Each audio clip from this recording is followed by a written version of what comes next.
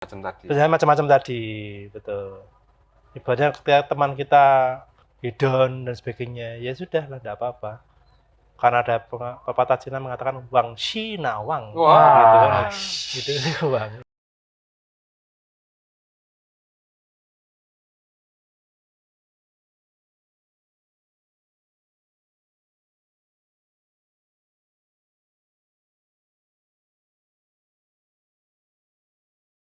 Apa lagi? Oke. Iya. Iya. Selamat pagi, siang, sore, dan malam. Iya. Oke. Masih bersama Tiga pria gondes, gondrong desa. Iya, masih lah. Oke. Aman, kurang lain apa?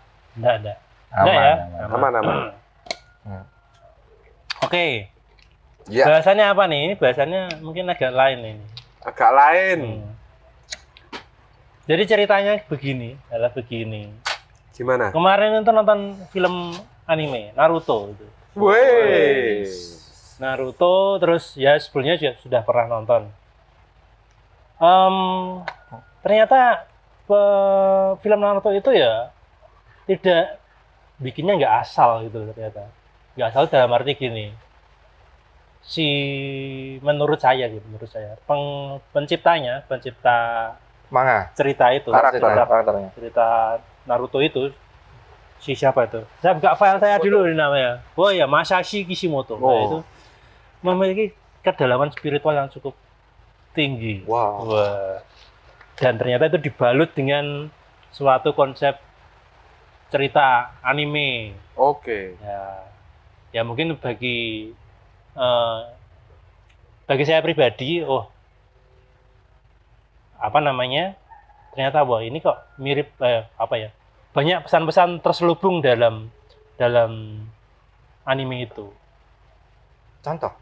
Contohnya yang sangat menarik bagi saya itu adalah tentang Genjutsu. Jadi Apa itu Genjutsu itu apa ya, kayak ilmu jurus yang dimiliki oleh beberapa karakter di film itu yang memungkinkan mereka menghadirkan atau memposisikan lawannya dalam suatu keadaan yang tidak nyata atau ilusi. Apakah sama seperti dihipnotis gitu? Seperti ayat apa? Ayat Mimang. Oh, berarti kan ya. Dia Genjutsu itu misal ada lawannya. Lawannya itu dia bisa menampilkan ilusi kepada lawannya. Iya, sekarang lawannya itu sedang berada di alam lain. Ya, misalnya. alam lain ya. Nyata yang menurut mereka nyata. Betul.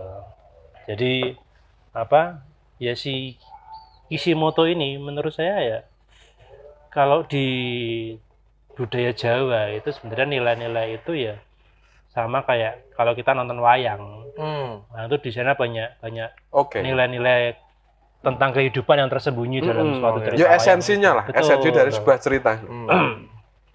Nah, Genjutsu ini tadi yang kita ilusi, di mana dalam ketika si lawan itu berada di alam ilusi itu, dia bisa mengkondisikan lawannya itu misal tidak berdaya, kalah, disakiti, dihajar di situ tidak ada apa-apanya di alam ilusi itu.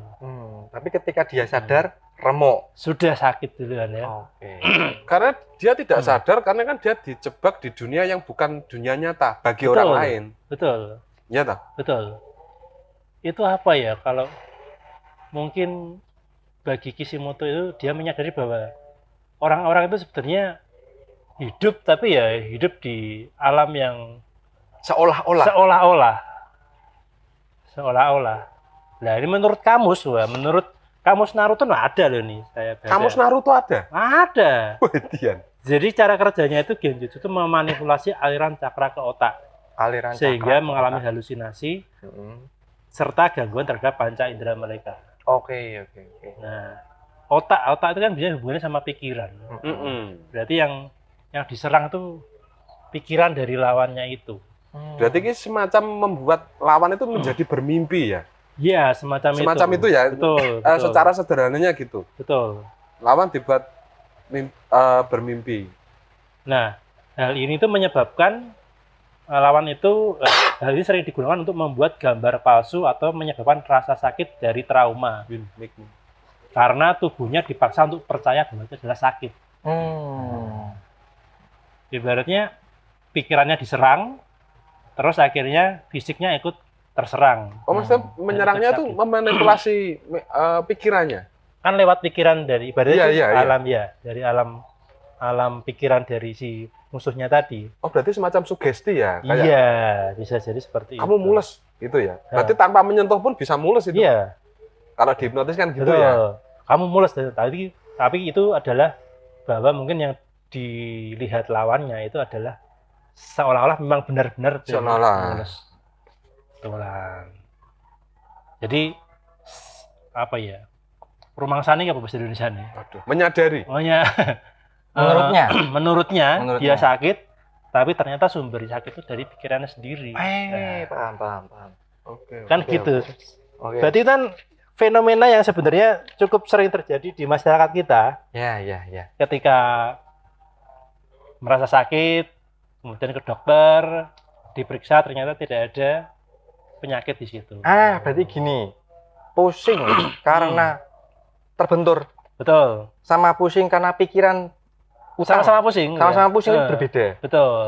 Kalau itu pusing yang pikiran itu, kalau sekarang itu kita menyebutnya anxiety, semacam itu. Oh, Kayak kecemasan. Perasaan Itu kan semacam. diperiksa secara fisik ya harusnya loh. Ya toh kita cemas tuh nggak toh, secara fisik betul. ya bagus. Ya. Misalnya mungkin tensinya agak naik karena dia Nah. cemas. Ya. Nah, kadang orang itu terpola sama cara pengobatannya. Misalnya terbentur terus pusing. Terus kan bahasanya diuyak dia. Ini apa? Diuyak bahasa Indonesia apa? diganyang. Ganyang. Diuyak gini loh. Iya. Pusing. Ya. Nah, tapi kalau pusing kena pikiran kan diuyak kok seperti apa? Gak bakal Wah, nyambung. bisa. Sampai ininya Sulit. bilang nggak bakal. Mm-mm. Ya toh. Nah, sebetulnya di dunia medis itu ada yang namanya psikomatis, Mas. Jadi dia sumber sakitnya itu bukan dari mana-mana, tapi juga dari Dirinya sendiri, dirinya sendiri. Misalnya kayak tadi contoh tadi kan pusing sudah. Lambung kan rata-rata orang kan bilang jangan minum kopi, Ya. jangan makan pedes, Ya. jangan makan yang asam yang sifatnya basah. Asam yang sifatnya basah. Ada. Ada ya? Oh Kan gitu. Basah sama Asam dan basah. asam dan basah. Nah, yang sifatnya basah. Asam itu maksudnya kecut. Betul kecut. Kecut tapi bersifat basah. Nah, sifatnya Oh. basah. Nah, misalnya ketiga ini sudah dihindari, sudah dikontrol, tapi masih kena lambung. Nah, ternyata salah satu faktornya yang psikomatis atau dari dirinya sendiri adalah pikiran. Oke. Jadi ketika pikiran kencang atau stres, lambungnya naik. Asam lambung. Asam lambungnya naik, bukan Lambungnya lambungnya naik. Nah, itu Asam lambungnya. kebalikannya Sampai hernia tuh ya. Lambungnya sampai dada. Lambungku. Dadanya naik di sini. Anime sekali nih malah ini. Asam lambungnya Bagus, naik. bagus. Karena gini, sepengamatan, Pengalaman ya. Nah, sepengamatan dan pengalaman ya, karena juga pernah mengalami. Orang kalau vertigo biasanya juga asam lambung. Oh. Kalau orang asam lambung biasanya juga vertigo. Oke. Karena benang merahnya adalah pencernaan. Tidak yang- bisa mencerna ya. Betul. Baik mencerna makanan maupun mencerna pikirannya, informasi. Nah, Cerna nalarnya enggak bisa. Nah. Betul. Sama kayak tadi yang di alam genjutsu tadi ya, Betul. tidak bisa mencerna Nah. dia sebenarnya di mana. betul, Mas. Seakan-akan itu nyata. Nah, Nah, ya. Berarti bisa juga kayak anxiety, kecemasan. Iya, itu kan iya. dia di dalam pikirannya sendiri. berkecamuk Iya toh, gitu ya. betul. Padahal dia di dalam rumah, Betul. aman, Nah, perumahan ada satpamnya, nah, uang nggak kekurangan. nah, Tapi dia cemas, ngapain ini? nah. Nanti kalau ada Malik, Nah, betul. nanti kalau aku ada apa-apa, tiba-tiba umrohnya ambruk. Wah, Iya. Kecemasan berlebihan. lebih. Itu mungkin yang banyak dialami anak-anak muda sekarang ya. Trennya anak muda pacaran deh.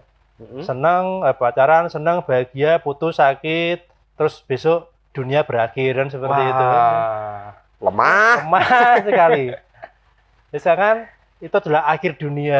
Padahal kan Itu hanya akhir hubungan, bukan akhir dunia. Betul. Kalau di Jawa namanya itu namanya dihukum rasa, Mas. Woi. Dihukum rasa. Kalau kita Nah, gini Dihukum? pedesnya sebentar hilang. Dihukum rogo itu. Dihukum rogo. Wah. Tapi kalau dihukum rosok, bisa seumur hidup. Pak. Wah. Betul.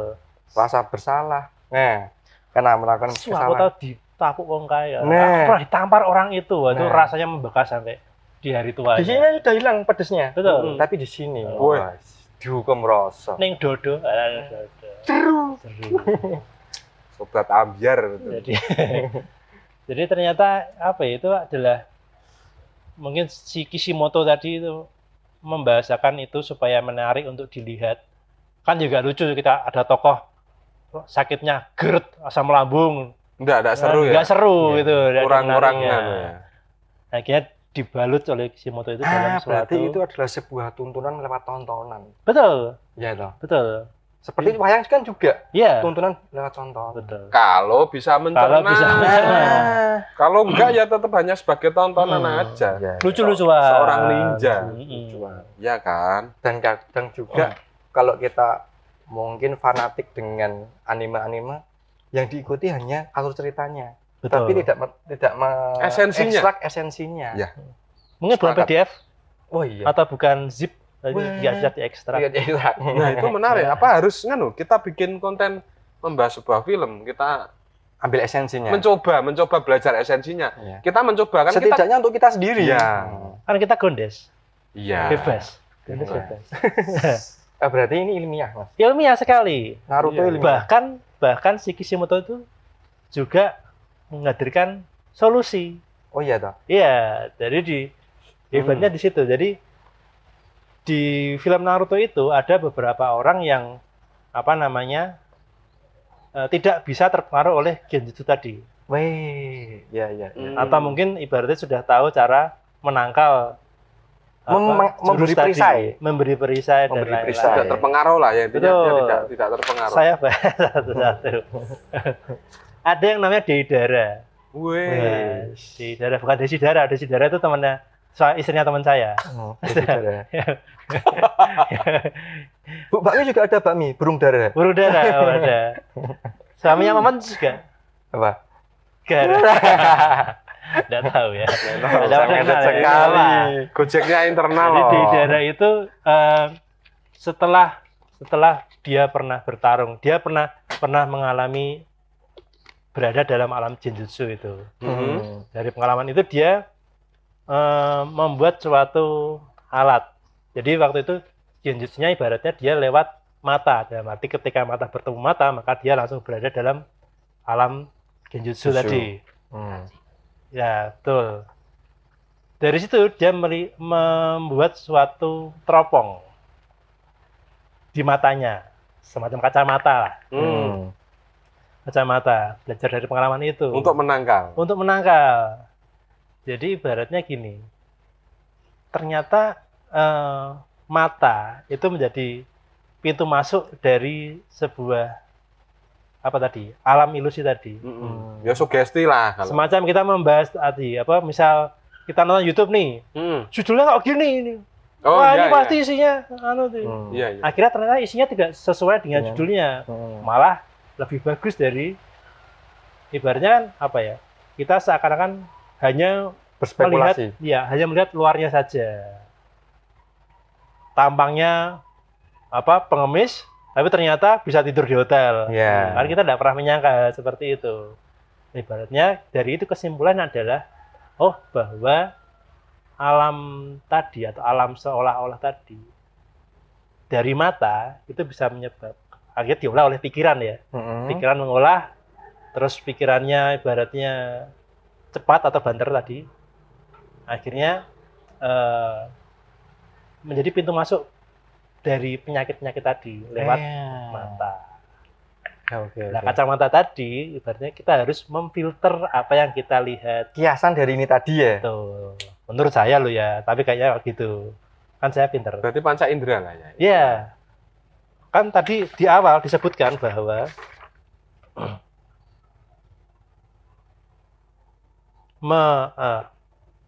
mengalami halusinasi serta gangguan terhadap panca indera mereka. Berarti mungkin dia tidak bisa melihat secara jernih suatu persoalan. Iya, karena atau dimanipulasi, apa. sudah Betul. dimanipulasi kan. Dan atau sebaliknya ya, dia kemampuannya dia membaca tidak bisa jernih, akhirnya mengakibatkan manipulasi tadi. Itu menarik. Ketika dia masuk di alam genjutsu tadi, Mm-mm. terus dia bisa keluar dan pada akhirnya memikirkan bahwa saya harus bikin kacamata untuk istilahnya Memfilter, untuk menolak menangkal jurus itu. Berarti kan dia punya kesadaran penuh. Ya, akhirnya Dia ingat, loh berarti ini masuknya dari mata ini. Dia belajar dari pengalaman. Belajar dari pengalaman. Tapi dia bisa tahu bahwa jurus itu masuknya dari mata. Itu kan juga butuh kesadaran. Ya. Yang lebih dong. Kalau di ceritanya memang yang mempunyai jurus tadi itu di beberapa orang dia memang punya kelebihan ibaratnya ciri di matanya berbeda dari yang lain. Jadi gitu. mungkin dia ada menyimpulkan ini dari matanya dia yang pintu masuknya dari mata itu, tatapan mata itu. Atau mungkin dia bisa teringat ya, terakhir kali saya adalah melihat matanya sebelum saya masuk ke dunia lain. Betul. Dia menelisik ke belakang. Menarik. Itu suatu bentuk kecerdasan loh. Bisa tadi loh, menyadari ini dari lewat mata, bukan lewat hidung, bukan dari penciuman, bukan dari pori-pori. Masuk suatu bentuk kecerdasan loh. Nah, dari penjelasan Mas Henry tadi membeberkan tentang genjutsu, berarti hal yang bisa saya ambil ya supaya tidak terkena genjutsu di dunia nyata kita, yang mungkin bukan ketemu ninja sih ya, dibelayar terus kena genjutsu ya. Iya. Kan sekarang ninja kan ada dua tatak, empat tak. Kan ninjamu juga mogok aja Oh, sekarang sudah bedmet ya. Supaya tidak kena genjutsu, artinya kita harus membenahi sebuah perspektif ketika melihat masalah di hidup. Cara pandang. Ya. Bagaimana melihat masalah itu dengan objektif, sehingga kita tepat sasaran dalam mengambil solusi. Betul. Wih, cerdas ternyata aku ya. Baru satu. Masih ada lagi. Baru satu. Iya. Literasinya banyak nih. Ya. Jadi kita ada asal bikin ini tuh ada risetnya. Oke. Yang kedua ada yang namanya sasori. Jadi jika tadi yang pertama tadi punya teropong atau kacamata tadi untuk menangkal, maka kalau sasori ini dia mengubah tubuhnya menjadi boneka untuk menangkal semua jenis genjutsu.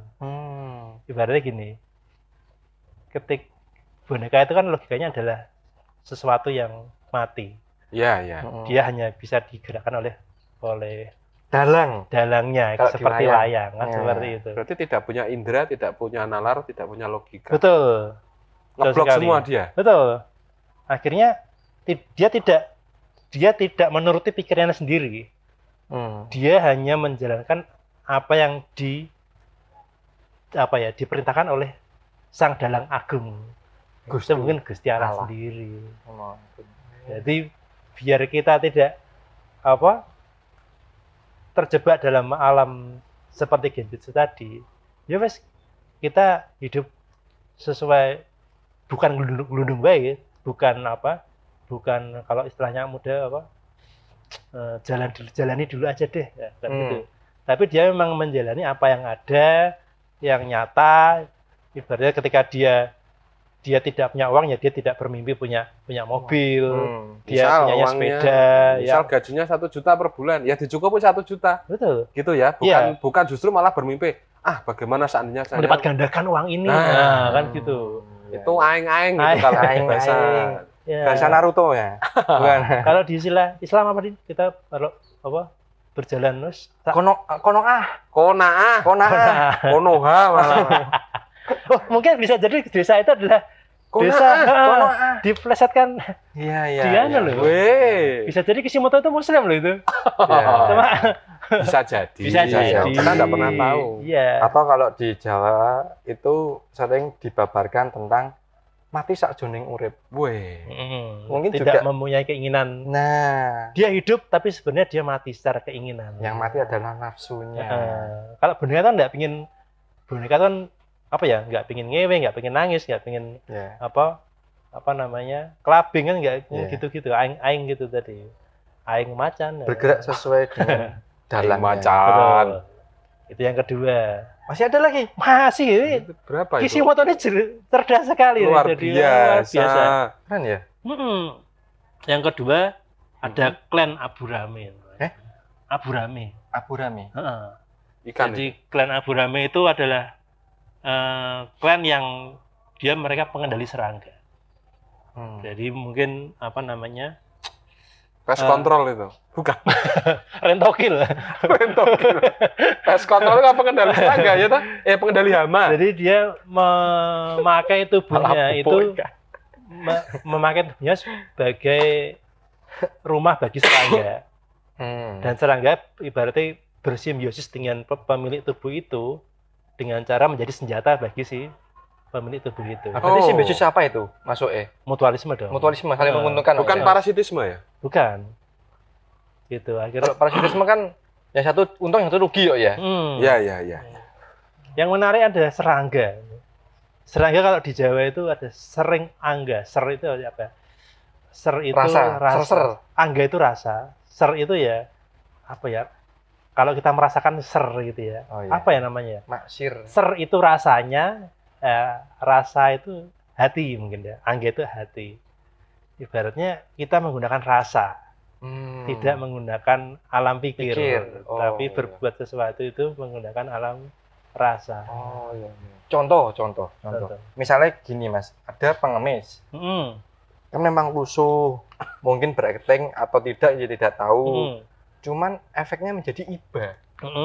Betul. Nah, kita memberi karena iba, itu kan berarti kita terpengaruh oleh acting atau tidaknya ini tadi, sehingga kita memberikan karena iba. Iya. Tapi kalau memberi karena kita paham, oh ini memang harus diberi dan ini memang harus tidak. Mungkin seperti itu ya Mas ya? Iya. Oke. Ibaratnya kita mengolah di hati dulu, bukan di pikiran. Kalau pikiran mungkin bisa salah, bisa soal apa namanya, baik buruk, salah benar. Kalau udah dengan hati kan Titis lah ya. kita memberi, beri aja. Enggak. Loss. Begitu. Ngono ya katanya, tidak tendensius. Tidak tendensius. Tidak penyelamatan. Ya udah mau kasihan nih, ya udah kasih aja. Terlepas itu mau dia mau acting mau enggak ya bodo amat. Siapa tahu dia memang masih bisa makan, tapi dia belum bisa bayar angsuran. Iya. Kan gitu. Kita membantu bayar angsuran, bukan bantu makan dia. Gitu. Betul. Ada lagi?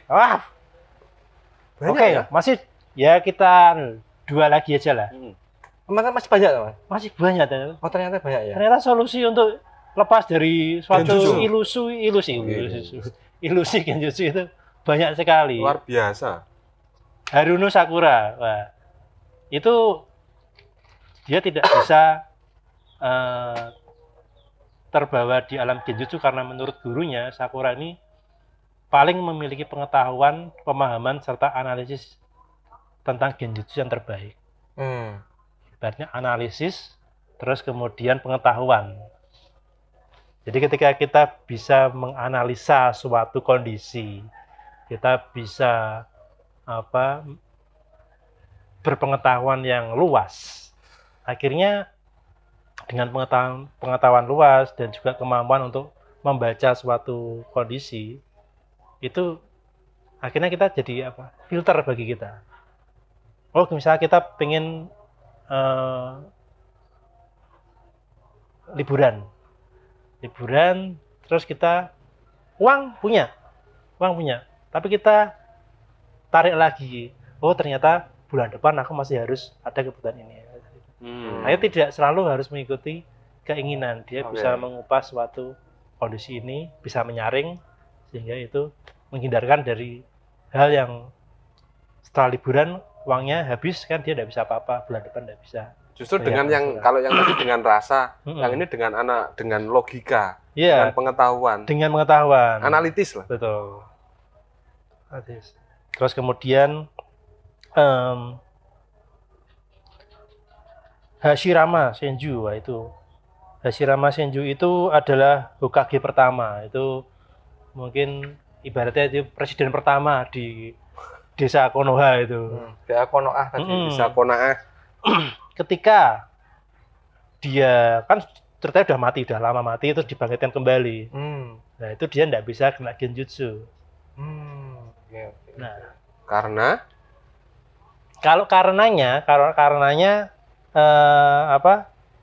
ibaratnya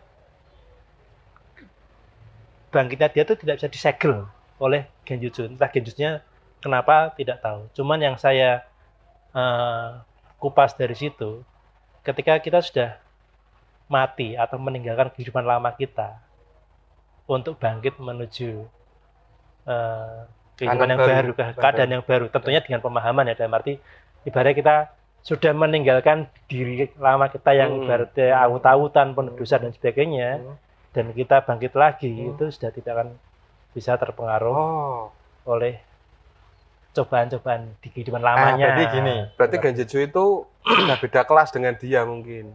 Bisa jadi gitu. Dulu dia di sini nih, genjutsunya di sini, kena bisa. Tapi sekarang dia karena sudah mati, udah naik kelas istilahnya. Sudah meninggalkan ya levelnya yang dulu. Genjutsu itu biasanya sudah so yesterday lah. Yesterday. Dianya sudah promosi. Betul. Berarti kalau misalnya saya sudah melakukan, kalau di sini kan mati lah ya. Iya. Mungkin kalau kita nalar, maksudnya harus mati dulu kan ya enggak. Berarti kan kalau melewati masa pertobatan. Nah, misalnya aku dulu tukang gaya keplek, judi online slot. Sekarang saya sudah Candy Crush. sudah tobat. Sehingga saya diajak lagi untuk judi slot sudah enggak terpengaruh. Karena sudah menyadari akan genjutsu itu. Betul. Sekarang nomor lah ya. Alah wis tahu pernah lah ya, lawas ganti yang lain. Lawas ringan ganti yang lain. Ya. Gitu. Paham. Kadang kita butuh analogi seperti ini loh, Mas. Iya, betul. Nangkep ininya. Betul. Dan yang terakhir oleh Minato. Wah, Minato ini dia bisa berpindah dengan cepat dari satu tempat ke tempat lain. Ibaratnya genjutsu itu kalau di sini disebutkan bahwa itu ada teknik jarak dekat. Ibaratnya kalau hipnotis kan biasanya jarak dekat ya. Asalnya seperti itu kan. Nah, Minato itu bisa berpindah secara cepat untuk menghindari serangan tadi. Nah, ibaratnya kalau saya pribadi menganalogikan bahwa ketika kita sudah tahu gemerlap dunia lah kasarannya, dan tahu bahwa itu tidak baik untuk aku, ya aku akan menghindarinya. Orang tak kumpuli lah kasarannya, tidak akan kugauli. Mungkin jurus di Jawa namanya ngendo itu, Mas. Ya. Ngendo. Kayak jalan berlubang itu. Tidak apa akan cas. Ngendo. Kalau saya bahasa Indonesia apa ya? Menghindar. Kalau saya terjang pasti resikonya peleknya bisa patah, bannya pecah. Akhirnya saya menghindar, cari jalan lain. Menghindar kan butuh skill ya. Butuh skill. Butuh kejelian agar tidak membahayakan diri sendiri dan orang lain. Akhirnya ketika kita rangkum dari semua ini, ternyata untuk menghindarkan diri dari genjutsu itu adalah dengan mawas diri. Abot iki. Iling lan waspada. Jalannya macam-macam tadi. Macam-macam tadi, betul. Ibaratnya ketika teman kita hedon dan sebagainya, ya sudah lah, tidak apa-apa. Karena ada pepatah Cina mengatakan wang shi na wang. Wah, gitu wang. Wang shi na wang. Baik untukku belum tentu baik untukmu. Gitu. Iya. Terus juga dari mawas diri tadi, itu skill yang sangat sulit loh, Mas. Sangat sulit loh. Dan latihannya harus selalu diolah terus.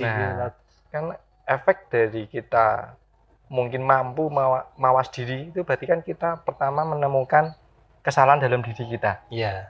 Menemukan kelek bawah aja kadang susah loh. Susah. Ya, kadang terbiasanya. Nah, saking terbiasanya loh. Jadi ketek bau tok loh. Itu yang di luar, apalagi yang di dalam. Kita butuh orang lain untuk sadar, menyadarkan atau mengoreksi ya. Mengingatkan. Kadang kalau kita tersinggung, ketekmu bau, tersinggung kan kita tidak akan berbenah, tidak akan wangi ketek kita. Sehingga ternyata kita juga butuh cacian di sini. Iya, butuh apa ya? Butuh tempaan. Dan mawas diri itu memang sempat diangkat menjadi sebuah lagu. Oh iya. Iya. Nuh ya hidup. Mawang. Kumawang. Oke, itu dulu bahasan dari Naruto loh ini, Naruto. Berat kita ternyata menyimpan Naruto pesan itu. yang dalam. Siapa tahu apa wibu itu ya. Wibu. Itu tertarik nonton konten kita ini sebagai apa ya. Enggak usah kayak berat kayaknya. Nanti ada cosplay sama apa? Aku mau cosplay kayak teman-teman Serawung. Wah. Ngeri juga. Cosplay Gondes. Sampai ketemu lagi.